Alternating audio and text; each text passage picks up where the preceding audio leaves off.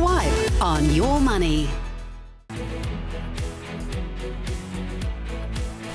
Hello and welcome to Swipe, the show designed to bring you the latest and greatest in tech. I'm James Daggar-Nickson. Coming up, our exclusive one-on-one interview with Australia's rising tech darling Afterpay. And forget explosive batteries, Samsung's woes just got a whole lot worse. More on that a little bit later. But first, it's not every company that receives the distinction of becoming a verb, but Afterpay Touch is not just any company.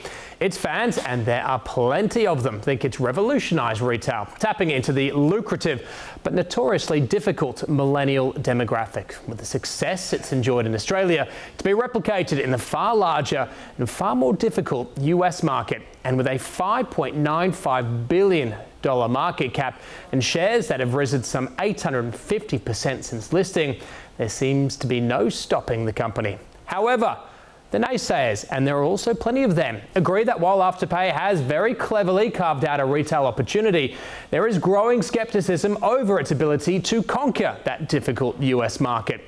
Whichever way you lean though, there is no doubt Afterpay has created a huge stir and is leading the charge of a new breed of Australian companies taking over the new digital world. Well, for more on the business, its ambition and just what makes it tick, I sat down with Nick Molnar, the co-founder and CEO of Afterpay Touch. Nick Molnar, really appreciate you joining us today. Lots and lots to talk about, but can we start with just the juggernaut that Afterpay has become, particularly from an investment market perspective? It seems just about every man and his dog is either invested in Afterpay or has an opinion on Afterpay. Look, do you take notice? Are you aware of the level of interest? Yeah, I mean, it's been really interesting, particularly over kind of the past 18 months, because that's really when the rocket ship took off. You know, it comes back to the complementary people that we have in our team, which helps a lot. So, you know, working closely with Anthony and David, who handle a lot of the, you know, shareholder management and public market side of the business, to free me up to focus on customer and merchant, has really helped. You know, also honestly, spending a lot of time in the US launching at a time of the profile growing, I think has been great for me personally and also for the business, because you wake up in the morning, it's midnight in Australia. There's nothing you can really do about it, and you can focus on, you know, growing a new market and going to market. So it's been really interesting. Does it pressure you at all? I mean, do you feel pressure from that level of expectation? I mean, Afterpay in such a short amount of time has grown to be almost a $6 billion market cap business. Yeah, my wife always reminds me just to not look down. But no, I think nothing changes. The strategy doesn't change. It's always about being clear on your next move and the move that can really move the needle.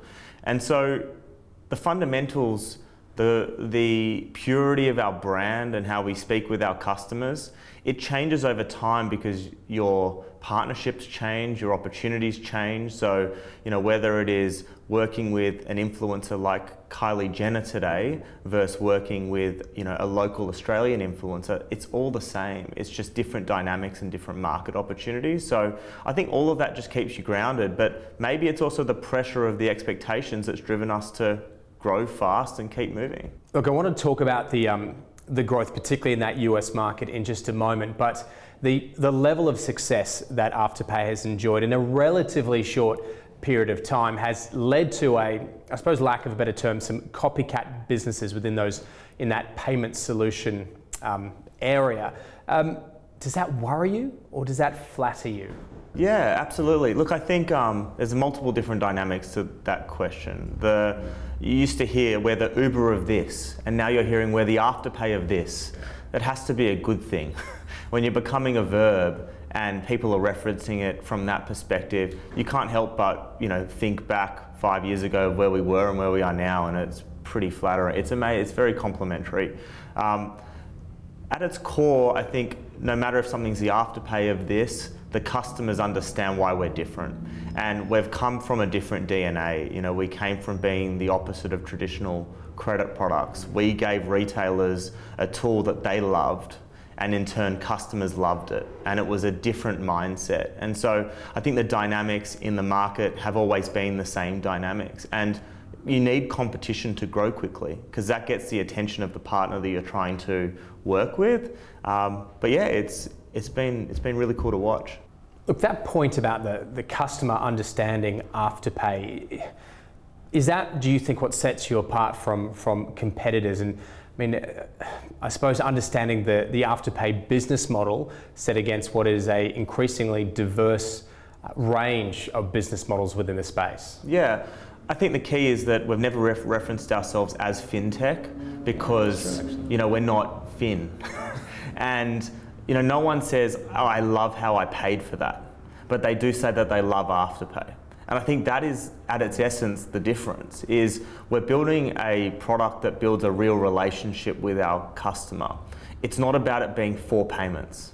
It's about how they feel and how we trust them, and that's what drives that relationship. So the essence of our brand are actually the hundreds of subtle things that we do. It's how we remain true to our identity. It's why we built ourselves differently to anyone else. It's kind of bizarre, but the fact that we block our customers when they go late and say, sorry, you can't keep shopping until you pay that late payment back, they love us more for that. Because everyone has that story when they got stuck in a revolving credit line. And the fact that we are fundamentally different, and the fact that we say we're proud of that has, it's driven that advocacy. It's interesting looking at Afterpay, speaking to a lot of investors, a lot of fund managers, and trying to understand what the moat is, if you like, what the competitive advantage is of Afterpay.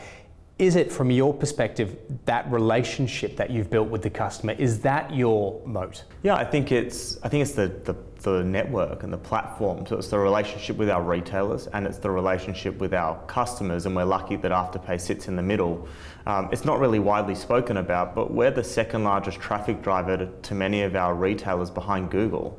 So our customers are actually coming to us to decide what they want to buy. We're sending millions of leads to small businesses, big businesses around Australia, and they're looking at us as a marketing platform, not a payment product. And so that, that kind of path to purchase has really eventuated quite recently. But yeah, it's just a different way of thinking. Wow, I mean, was that an expectation? Was that a target when you started out, when you started Afterpay? Not at all. Our customers actually just came to us and they were like, can you please create a page that tells us all the new retailers are live, because we want an easy place to know who came live.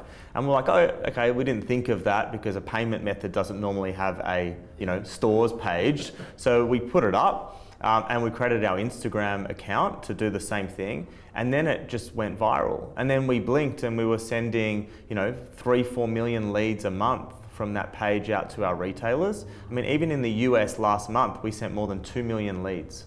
So it's because customers want to shop based on who accepts Afterpay. Our customers made a group on Facebook called We Love Afterpay. The fan groups combined have like 250,000 members. 1% of Australia are part of Afterpay fan groups. And it's because they love us. And so we've got to maintain that trust. So, your point around competition, the key is that if we hold trust at the core of everything that we do, and we hire the right people that, represent that as our essence, I think that's actually the biggest moat.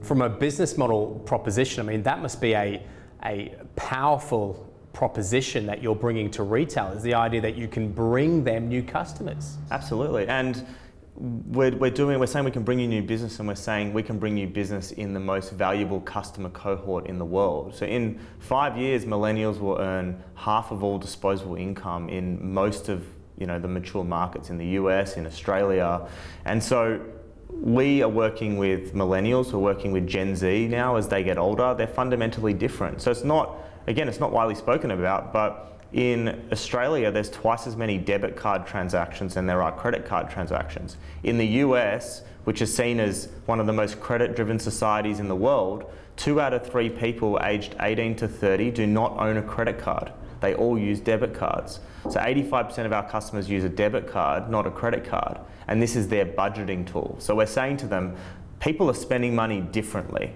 And here's this cohort that you need to care about today, because tomorrow they're going to be very, very influential.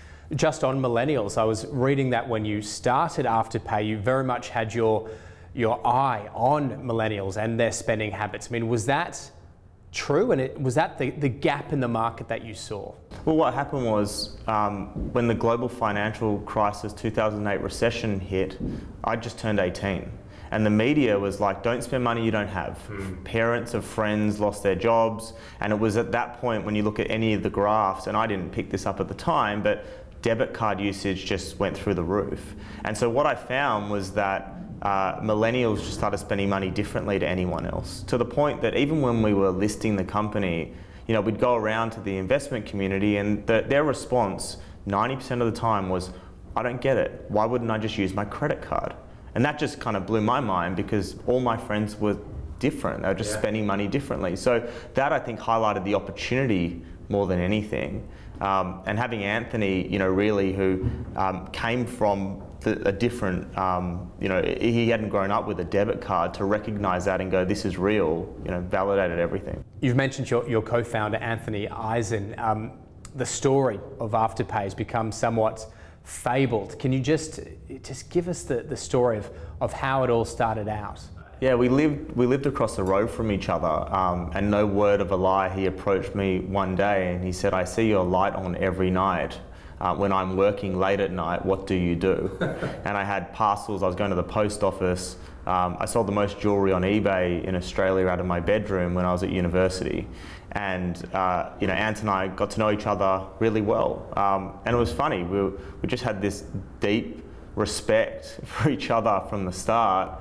And when the timing was right and we spoke about the Afterpay opportunity, it was kind of just fate. All right, we're going to take a quick break. When we come back, we'll hear how Afterpay went from an idea into a multi-billion-dollar business and just how much traction it's getting in that US market. That's coming up next.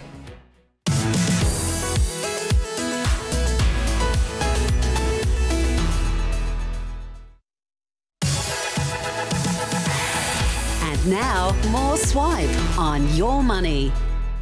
Welcome back. Well, in the second half of my interview with Afterpay's co-founder and CEO Nick Molnar, we hear about how he and his business partner Anthony Eisen turned an idea into a multi-billion-dollar business, and why he's confident of replicating the success they've had in Australia in that crucial but difficult US market. How do you go from having an idea and having belief in that idea to really committing to it, to really pursuing it? And was it difficult? Yeah, I mean, I think my parents always taught me entrepreneurship. They were jewelers from, you know, when they finished school. And so I always grew up in a family of entrepreneurs. So, you know, creating a paycheck for yourself and going down a traditional path, I don't think scared me. But everyone thinks that Afterpay was just this overnight success. Like, it wasn't. We couldn't raise a first round of money. No one wanted to fund us.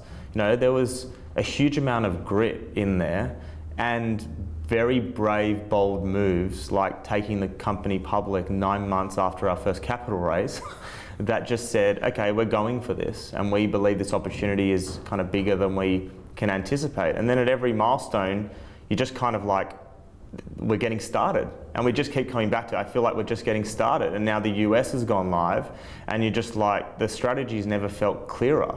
You know, it's just, there's such a big opportunity. Well, what do you think changed from when you had difficulty in the early period in terms of attracting investment to then getting that first round of seed and then going public with the embrace, if you like, of the market? What changed? It was the customers getting behind it. So our customers actually created the fan groups because they wanted to lobby retailers to come live on the platform. So like, they created a group called Kmart Needs Afterpay, and then they would all, every week, go and contact Kmart collectively to get Afterpay. And this is an organic? Organic, uninfluenced. And so it was that customer advocacy, you know, like, Lululemon rang me and they were like, you've got to switch this off. Like, we can't deal with our customer service inquiries. We're getting so many inbound inquiries about Afterpay. And so it was that where, you know, retailers have never had a partner solution being requested by the customers, let alone a payment product. Yeah. So it's really customers that got the retailers' attention, not us. Can we talk about the US market? I imagine it dominates a lot of your time and schedule. A lot of the optimism in the market and the share price is built around that US market. Just give us an idea of the potential of the market and the traction that you're getting there. Yeah, I mean, at its core, it all started with the team that we wanted to build. So, we had this firm belief that we wanted to acquire the best talent in the world to build this product in the biggest retail market in the world. So we set up what was quite a unique structure, and we worked with a guy named Dana Stolder, who subsequently joined our board. He was a venture capital partner at Matrix Partners, and he was working for eBay. He led the acquisition of PayPal for eBay, and then was one of the senior executives at PayPal. So, Anthony and I got to know Dana really well. That kind of gave us the confidence. But then the partnership was all about, how do we form a structure to attract people from Google, Facebook, Uber, Harvard, Stanford, like the best companies and schools in the world, in arguably the most competitive talent pool in the world, to build something that we thought was a really big opportunity. So, we purposely created a US employee option pool. We gave them upside, and they felt ownership. And I think it was that ownership that allowed us to grow as quickly as we can. I mean, within 10 months of launching in the US, we hit 1 million customers. Some of the fastest growing tech companies in Silicon Valley didn't hit 1 million customers as fast as that. So, I just think the opportunity is bigger than any of us anticipated, and now, now's our opportunity to invest in the future and accelerate. And what about from the retailers that you speak to over in the US? Do they see the opportunity? Do they understand it? I'm looking at the wall here of the boardroom. It's plastered with lots and lots of big names. Are you finding that you're getting that traction with the US retailers? Yeah, it's actually, the understanding's far stronger than when we started in Australia, because the debit card trend in the US is now widely understood. Mm-hmm. So we went live as our launch partner was the Urban Outfitters Group. So Urban, Anthropologie, Free People, they're the core millennial customer. And they actually found us. We were developing alongside them, building to integrate the launch. And then after Urban Outfitters came, then Forever 21 came and Revolve came. And then Kylie Jenner's team filled out our inbound contact form requesting to come live. So what is that moment like in your life? Just the world is fortuitous sometimes. It's interesting listening to the brands and the influences that you're talking about. Very much target a specific demographic over in the US. I'm not hearing the names of Walmart, for example. I mean, is that a conscious strategy for you, a conscious decision? I think Afterpay's cool by association. That's how it starts. Then we form our own identity after. And so the fact that we work with the really cool brands of the US that probably a lot of the market here don't know about, but are very substantial businesses, that was kind of core to our strategy, and to be honest, directly replicated what we did in Australia. What about the focus on scale, the focus on that big growth? How much pressure is there to do that, to scale up as quickly as you can? When we speak to a lot of entrepreneurs, a lot of startups, and so much focus is on getting that scale as quickly as possible. Yeah, I think there's always a need to continue to scale and continue to grow. I think, we put out in our half-year results an ambitious target to do $20 billion plus of GMV through our platform in 3 years. And that for us was just putting a stake in the ground to say, we believe this opportunity is really substantial. And so your strategy to get there, when you take a 3-year view, not a 3-month view, means that you're giving the opportunity the respect that it deserves. And we've just got such a great chance. There's a big difference between opportunity and victory, and we want victory, and that's where we're playing. But we've got the opportunity to. I mean, the funny thing when you look kind of back at Australia, there's no consumer-facing tech companies in Australia that are Australian. They're all American, and now we're taking an Australian consumer tech company and we're exporting it to America, and we're competing with the best consumer tech companies in the world. And so we've got to go for it. Do you ever have a moment where you just look back at how far you've come in such a short time? And do you ever Did you ever think back in the early days when you were in that garage late at night with the lights on that you'd be here? Yeah, every day. Yeah. And when I'm having a bad day, I lie in bed and I open We Love Afterpay and I read all the customers' feedback. You know, you realise what's important. And just finally, for anybody that might be watching this who has an idea themselves, is there a piece of advice that you've received, or is there a piece of advice that you would pass on that has really resonated? Yeah, look, I think it's very difficult to do things with half your time. And you hear a lot of people that say, I've got this side gig going on. Yeah. And so it's, if there's a real opportunity, you've got to go for it properly, because you can be endlessly busy. Nick Molnar, it's been an absolute pleasure, and we appreciate you making time for us in what is a busy schedule. Thanks so much. Thank you so much. There you go, Nick Molnar, the CEO and co-founder of Afterpay Touch. We're going to take a break. When we come back, Samsung back in the headlines for all the wrong reasons, having to delay the launch of their foldable smartphone. So, are we going to get one anytime soon? We'll discuss that next. We'll be back with more Swipe on Your Money. And now, more Swipe on Your Money. Welcome back. Well, it seems the only thing Samsung customers will be folding is their money back into their pockets. Samsung now delaying the release of its highly anticipated Galaxy Fold. Just days out from the launch. Phones weren't going to be cheap either, coming in at around $2,800 a pop. Are consumers really ready to fork out for something that has perhaps been rushed to market? Well, the Australian's tech reporter Chris Griffith joins me now for more. Chris, pretty embarrassing. It is really embarrassing, and while it's not the batteries exploding as in 2016, there were no lives at risk. No, not this time. But it does show a culture. I mean, the commonality between that and those two issues is the culture of Samsung wanting to get things out really fast, being ultra competitive, but seemingly taking a shortcut to achieve that.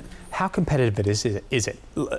Not just the market more broadly for smartphones, not just the foldables, but that's the latest sort of iteration, if you like, or of that competition, but between the big guys. And now it's not just Apple and Samsung, other Android makers, Google, but Huawei as well. Yes, Huawei is probably their biggest competition in the short term, because their Mate 10 foldable is out there and probably will beat them to market. They've been talking about June for a release.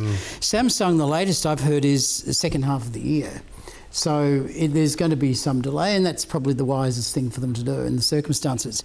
But it's a difficult time for Samsung. I mean, it's such a big company. I think it can actually, you know, it'll survive and thrive because it's such an enormous range of products it produces. But I noticed that it's had a 57% decline in its profit this quarter compared to last year, mainly because of another problem. The semiconductor industry, which is like 3/4 of its profit, that's right, is in general, you know, been in decline. So it's having to deal with that. These phones, they're very niche phones. I think there's a lot of bragging rights getting them in the market, but I don't know what the take-up's going to be. You know, $2,000, $3,000, $4,000 a pop, and a square. You know, when you unfold these phones, they're square, and that's not that great for watching video, which is landscape, you know. Do you think, though, that the smartphone market does need something? It needs you know, they always say year after year, you go to CES, you know, a lot of it is evolution as opposed to revolution. Do you think the reason there was an excitement in the rush is because it provides the first real sense of revolution we've had in quite some time for smartphones? I think that's exactly so. The problem we're seeing, or the manufacturers are seeing, is that people are holding onto their phones longer, 3 years. And also, you know, a phone that's in 2016 is a damn good phone. For most people, it does as much or even more than they'd ever really contemplated. And we're seeing the changes more around the edges, like bigger zooms, bokeh effect selfies, better pics at night time. But, you know, the core functions and a whole lot of very useful functionality has been there for a long time.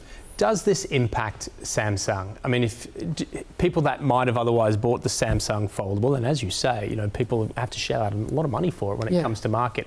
Will they now go for a Huawei? Will they be a bit more reticent to pay for a Samsung, considering the issues that we've seen? Well, I think Huawei are in a position now where they can be first in market, so maybe they'll get people who are really impatient, you know, the first adopters to get there, and there will be people who will be concerned about the Galaxy Fold. You might remember with the Note 7, they actually brought out another version of it, and the batteries the second time around also were faulty. So I think so, but I don't know how much really is at risk given that it's probably going to be a small market anyway, I think initially. But it will do Samsung's general reputation harm in terms of being seen to rush things. Cut corners, perhaps. Chris, wonderful as always have you on board. Thank you very much. Chris Griffith there from The Australian. That is it for Swipe Forward this week. I'm James Daggar-Nickson. Thanks for watching.